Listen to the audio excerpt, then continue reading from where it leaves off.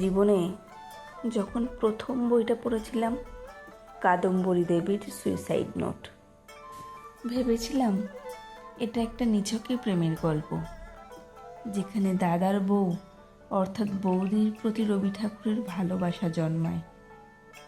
তখন সত্যি বলতে ভেবেছিলাম যে উনি কিভাবে এটা পারলেন। যতই হোক সম্পর্কে তো বৌদিই হন। তারপর রবি ঠাকুরের প্রতি সেই শ্রদ্ধার অনেকটা কমে এসেছিল। ধীরে ধীরে যখন বড় হলাম, বইটা যখন আবারও একবার পড়লাম, তখন বুঝলাম এই বইটা নিছকই একটা প্রেমের গল্প নয়। এখানে বৌদির প্রতি রবি ঠাকুরের যে টান ছিল সেটা স্বাভাবিক, কারণ তার নতুন বউঠান ছিল ছোট থেকে তার খেলার সাথী।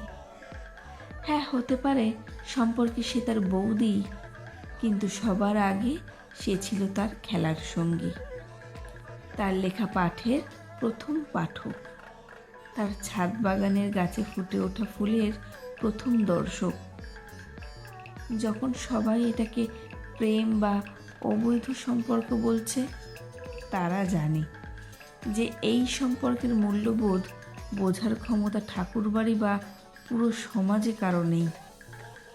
আজ রবি ঠাকুরের জন্যই কাদম্বরী দেবীর লেখা চিঠির কিছু অংশ প্রকাশ পায়।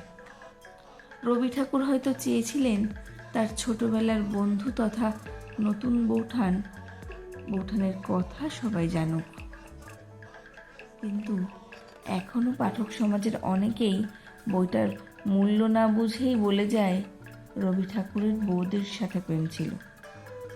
কিন্তু ভাবুন তো, সত্যিই কি তাই? আর যদিও বা তাই হবে, তাহলেই বা ভুল কোথায়? ছোট থেকে সেই তো ছিল তার একমাত্র বন্ধু,